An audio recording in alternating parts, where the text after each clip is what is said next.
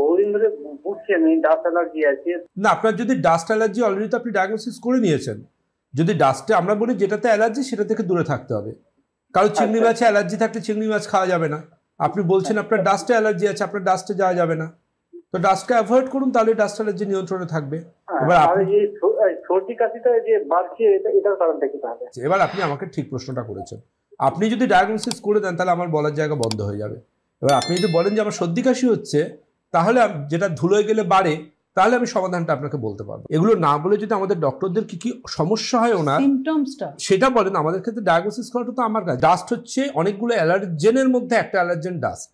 আপনার পোলেনে অ্যালার্জি হতে পারে ফুলের রেণু থেকে, অনেকের হিটে অ্যালার্জি হতে পারে, অনেকের স্মোকে হতে পারে, অনেকের মশার ধূপ থেকে হতে পারে। তো আলটিমেটলি জেনে রাখবেন এগুলো অল দিস আর অ্যালার্জেন। কারো ফুড থেকে হতে পারে। তো আলটিমেটলি দেখতে হবে যে আপনার সমস্যা হচ্ছে একটাই, আপনার অ্যালার্জির সমস্যা আছে। যদি অ্যালার্জির থেকে আপনার থেকে থাকে, প্রপার ব্লাড টেস্ট করে বার করতে হবে যে কোন জিনিসে আপনার অ্যালার্জি রয়েছে।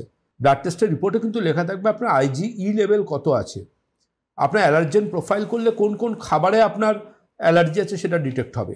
এমনিতেই তো শীতকাল মানেই আমরা বলে দিই আপনাদের প্রত্যেককে যে avoid dust, smoke, pollen like allergens. এগুলো this all are allergen. Allergen আর অ্যালার্জির মধ্যে ডিফারেন্স আছে।